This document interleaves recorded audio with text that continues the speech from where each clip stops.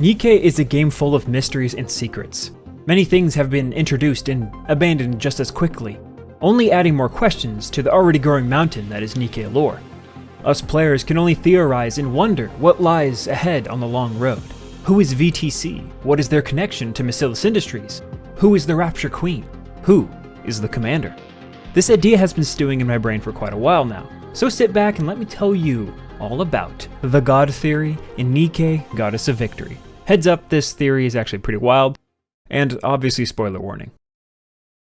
It's no secret that the names of most Nikkes in the game are a spin on something, be it a fuel type or the names of famous scientists or even an entire ideology. However, some characters do have just normal names, at least that is how it seems. Take, for example, Emma. Emma is a pretty standard and rather common name, but just like most names ever, they are derived from other words that do have meanings. In Hebrew, Emma means motherly, all-embracing, or even God has answered. Translations that fit rather well into her character, especially the motherly translation, since she is kind-hearted and always willing to listen. Another one is Cecil, a much older sounding name and origin. The more indirect translation of her name is Sixth, not just the number 6, but as in being the sixth. Now this translation could be a hint to her past. As we know from the Wisdom Spring event, the commander is test subject number 7 in a line of experiments performed by Masilis Industries. And considering Cecil is a researcher who has a grudge against the Ark, who knows how to work on Nikkes, who wears the exact same clothing as the other researchers at MMR, and the fact that most researchers at MMR were turned into Nikkes, could it be that Cecil, being the genius that she is actually number 6, the test subject right before the commander? Next is Johann. Obviously it translates to John from Greek. Johann was labeled as New Hope in the Ark, thanks to his great feats during the Second Surface Reclamation War. Following along with the religious context, his name could be from John the Forerunner. A forerunner is a person that precedes the coming or the development of someone or something. And in the context of the game's story timeline, you could say that his actions during the Second Surface Reclamation War was him setting the stage for the commander to rise up and save humanity in present day. John the Forerunner had another title as well, John the Baptist, so it could be said that Johann's treatment of the commander during the Nihilister and Mother Whale arcs was his baptism by fire, literally, preparing the commander for what is to come, the trials that lie ahead. Dorothy is a rather interesting one. Her name has two meanings.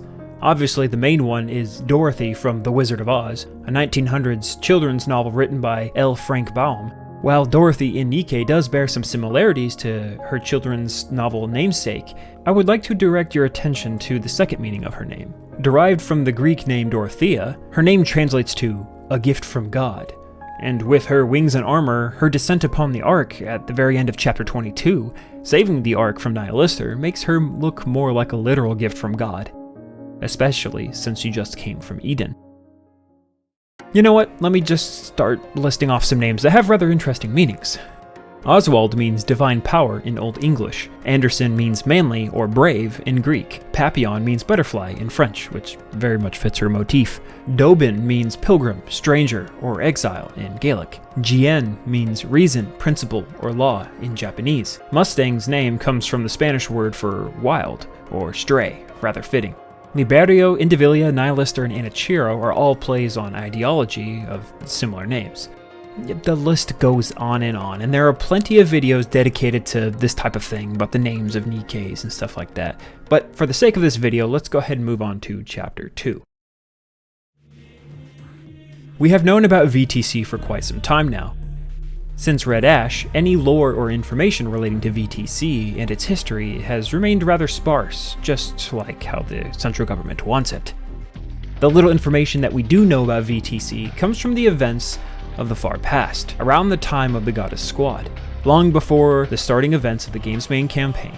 And this is because VTC no longer exists in modern times. For the sake of this video, let's just call the time period of the Goddess Squad and Operation Ark Guardian the Goddess Age, spanning from the beginning of Red Ash's story events to the sealing of the Ark in Overzone. Now back to VTC. Quite a bit of information about VTC is revealed to us not in Overzone or Red Ash, but rather in my favorite event in the entire game, Old Tales, in which we learn about one of VTC's chief researchers, Abe. and her task to create the second generation of the most powerful Nikkes in the world, the Grimm's models.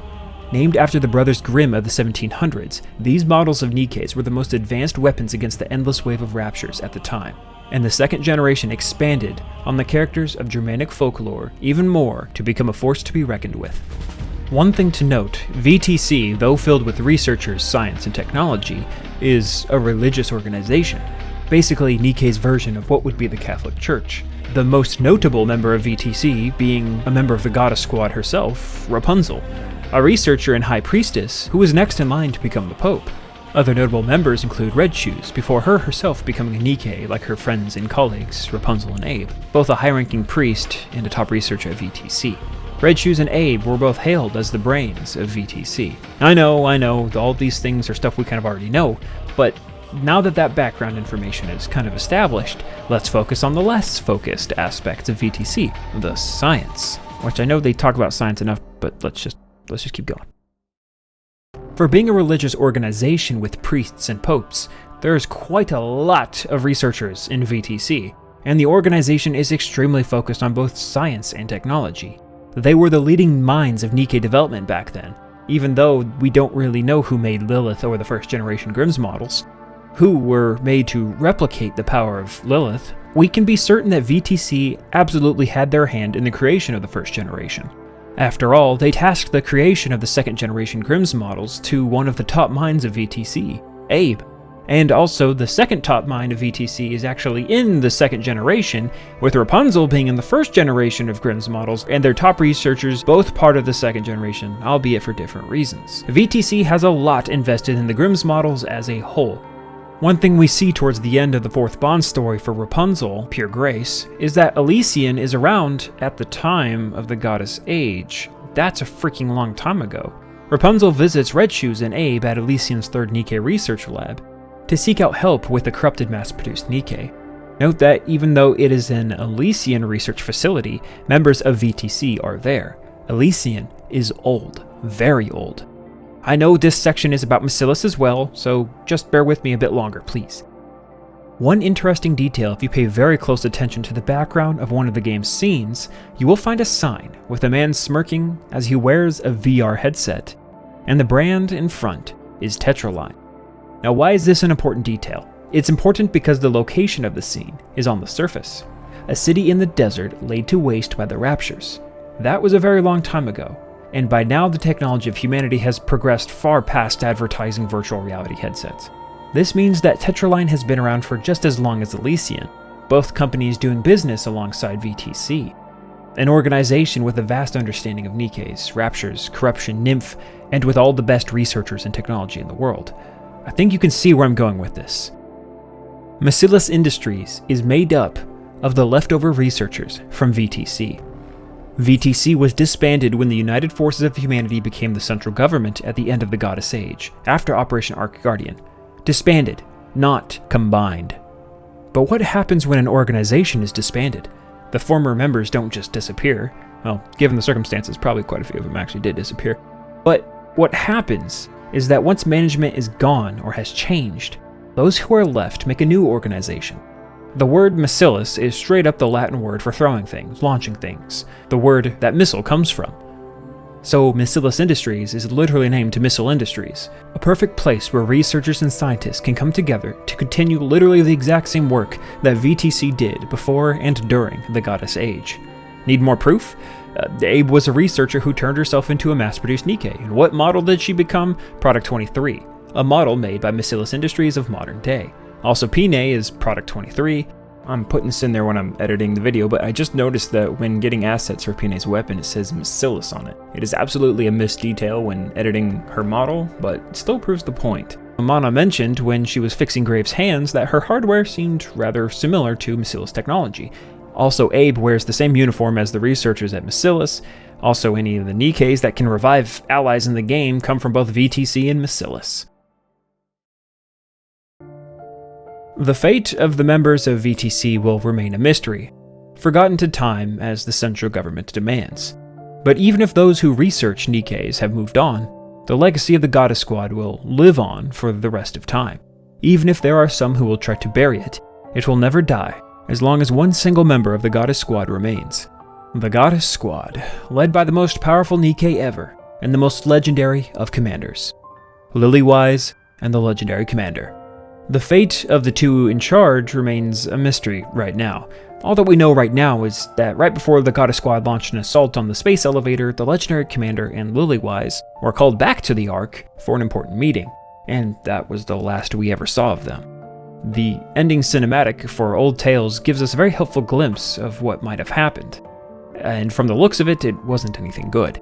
Lilywise is leaning against a wall, battered and bruised. The wall shows signs of damage, and so do her clothes. The Legendary Commander and Lilywise were attacked, either by the Raptures or by the newly formed central government.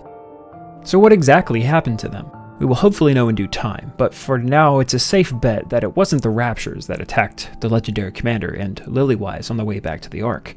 No, it was the central government who attacked them. But why? Why would they want to kill the most powerful Nikke prototype in the world, and the most successful commander ever? There was everything to lose and nothing to gain. Ah, but you see, the Legendary Commander and Lilywise aren't just a man and his Nikke. No. You can see that their relationship is clearly close, almost like a husband and wife. Let's take a step back to Chapter 1 and take a look at their names. At least the name of the one that we know, Lilywise. Lilywise is the Germanic combination for white lily, a name that describes her pretty well. As soft and fleeting as a lily with her beautiful white hair. Granted, she has insane power and is as strong as hell, but the trade-off is that her lifespan is significantly shortened due to her excessive power. Now let's take a look at the Legendary Commander, he who has no name, or at least it is yet to be revealed. The strongest theory as to who he is and what might have happened to him is that he survived whoever ambushed him in Lilywise, and is now part machine, like Johann, and lives on as Anderson in modern times. Anderson is a deputy chief and former commander. Not much is known about his past, but if we take into account his rather extensive knowledge of the Goddess Squad, and that he commonly represents the pilgrims and Poles and shit, it is a safe bet that he used to be the Legendary Commander. Now let's get into the meat of this chapter. Lilywise. Her nickname is Lilith, which translates to demon or night monster, fitting for her strength. But Lilith in Jewish folklore is actually the first wife of Adam, not Eve, made from the same soil as him, who left the Garden of Eden after refusing to be subservient to him. Lilith is a rather unusual, kind of edgy, but specific name to be nicknamed, and I don't think it was an accident. Lilywise is Lilith, and if we take a look at how close she is to the Legendary Commander, it is likely that he is Adam, as they practically act like husband and wife more than commander and subordinate. So if that's Adam and Lilith, then who is Eve? Well, considering how much VTC was involved with the creation and research of Nikkes in biomechanical engineering, VTC had their hands in the creation of Eve. Eve, from the Bible, is the mother of all human beings. She is the mother of an entire race of beings. These beings are her children that she cares for and loves. In Nihilister's Liberation Conversation, it is revealed that the Rapture Queen was implied to have been, quote, born out of motherly instinct, end quote, similar to how heretics are born out of their own desires. A being born out of maternal instinct, the mother of an entire race, a being that creates life. Perhaps the identity of Eve is the Rapture Queen herself. I know, it's a crazy idea, but it makes sense, kind of. How does the Rapture Queen relate to Adam and Lilith? Oh, that is easy, because VTC made the Rapture Queen. The title of God is a powerful one that carries with it a large responsibility, presence, and authority. With many definitions, quite a few of them fit the Rapture Queen in multiple ways. But wait a minute, didn't I just say that the Rapture Queen is Eve? Now she is God? You heard correctly. The Rapture Queen is Eve. And if you read the title of this chapter, you will see that she is also a failed god. VTC has an extensive understanding of Nikkes and how they work, with tons of scientific infrastructure. But the big part of VTC that is absent in modern-day Bacillus is the religious aspect. In many games and shows, religion and scientists often go hand in hand, and VTC is no exception. So, what are Nikkes except more perfect humans? Researchers at VTC and Bacillus often turn themselves into Nikkes so they can work without sleeping or eating, without aging, without dying. And this quest to create these perfect beings, VTC wish to create a perfect being, the perfect being, God, with their own science and research, using the first initial concepts of Nikkes, the first woman of its kind, Eve, who, for whatever reason, became corrupted, like Eve when she ate the apple in the Garden of Eden. The result being the Rapture Queen that we see during the Goddess Age, and the sole reason that all Nikkes need to be women. We can't assume that all of VTC was in on this. After all, Red Shoes was working on evolving corruption in secret, and Abe and Rapunzel didn't know anything about it. But it's pretty obvious that the Rapture Queen is a Nikke-like being, something that was created by humans. The Rapture Queen was a failed experiment by VTC to create God with their own hands. Who else has the technology to do so? The technology to build the spaceship that she was floating in. To be named Rapture Queen, a rather religious title for somebody who resides in the heavens above. Not to mention her hybrid children being called heretics. This is why VTC was disbanded when the central government was formed, not assimilated like they say. Members of VTC were the ones who were responsible for the near extinction of mankind, via the failed creation of a god. But what about when Cinderella destroyed the space elevator and cut off the infinite number of raptures? That was merely a setback. The Queen is still alive, although her children have other plans for their mother. It is no secret that the heretics that serve the Queen don't necessarily have the Queen's best interests in mind. Chatterbox and Indivilia are actively trying to create their own queen, with Marion as the sacrificial lamb. Well, more like the framework upon which they will create the new queen. When Marion was corrupted at the start of the game, she was taken in by Chatterbox, who altered her code, literally made her heretic-coded. After the commander and the counter saved Modernia, she reverts back to a childlike state. We can see that she is a blank slate and easily influenced, her mind vulnerable to corruption, like Cinderella after being woken up after her long slumber. She was reset, virgin once again. It is clear that Indivilia and Chatterbox are trying to make her into the new Rapture Queen. They straight up tell us that. So after Modernia transformed, she got her new outfit, and we all opened up our wallets. Let's take a closer look at her name. Again, it's all in the names. Marion is a variant of the Hebrew name for Mary, meaning rebellious, star of the sea, or wished for child. The second one, star of the sea, relates more specifically to the Virgin Mary, the mother of Jesus Christ. Stars are a common design choice in Nikke. Lilith's eyes have stars in them, and coincidentally, her whole head is missing. But for Marion, stars have become part of her identity when she became a heretic. Marion in her gotcha skin is an exalted version of herself, more focused and regal, adorned in stars and no longer childlike. Wait a minute, adorned with stars? Named Mary? But that would mean, yes, she is the woman of the apocalypse. Book of Revelations, chapter 12, quote, "A great sign appeared in heaven, a woman clothed with the sun, and with the moon under her feet, and a crown of 12 stars on her head," end quote. The Virgin Mary is believed to be the woman of the apocalypse, and if we look more closely at Modernia's new form, she has 12 distinct stars on her. The first Rapture Queen has a crown of stars, residing in space, or what one could interpret it as heaven, the Queen of Heaven, but again, she is the false god, a failed experiment, and Marion is here to take her place as the new queen, with the power harvested from Lilith's missing head. Nihilister said that Lilith's body is the key to defeating the Rapture Queen, but perhaps the queen she is talking about isn't actually the queen from the Goddess Age.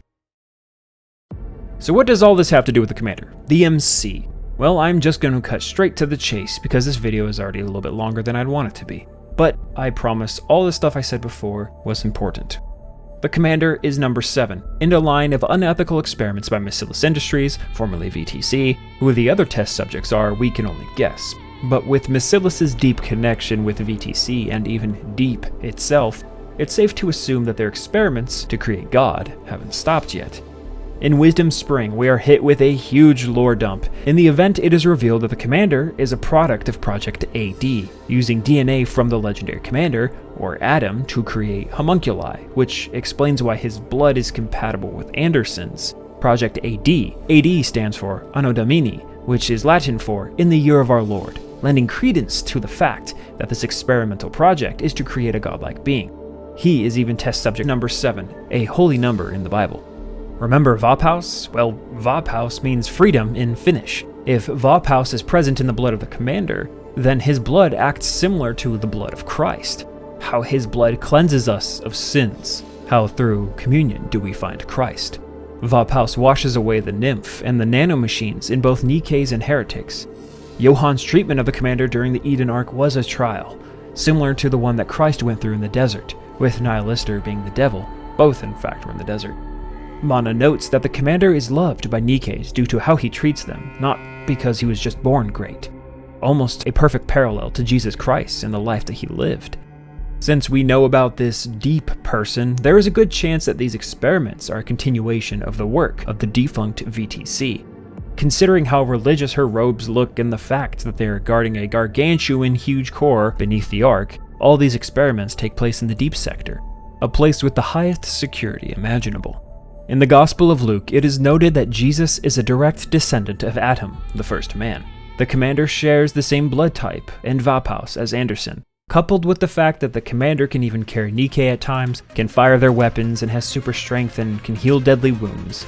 All this is leading to the fact that the commander is the successful creation of the second coming of Jesus Christ, God. But this time, he is a God who will save Nikkes from corruption, free humanity, destroy the raptures, and the failed first experiment. Because who better to bring forth the second coming of God than the former members of the church, brought about by the remaining members of VTC through Missilus Industries. I know there are still many questions regarding this theory. What about Lilith and her body, the key to taking down the Rapture Queen? And what about Modernia and her transformation? What is corruption? Who is the little girl in the commander's vision? Who is Chatterbox? The four beasts. The second Ark. Is the Ark a massive rapture with its giant core being guarded by deep? Honestly, I have no idea. But with how egregiously slow Nikke storytelling has gotten recently, especially with the last two main campaign chapters, 37 and 38, hopefully someday we will get more lore about everything before Nikke goes end of service. What are your thoughts on the true identity of the commander? Who do you think he is? This is the time for your theories, any of them, no matter how crazy. And honestly, this theory was pretty wild. But hey, that's just a theory. A Nikke theory. Thank you for watching. Please like, share, and subscribe. Leave a comment down below with your favorite Nikke theories and ideas.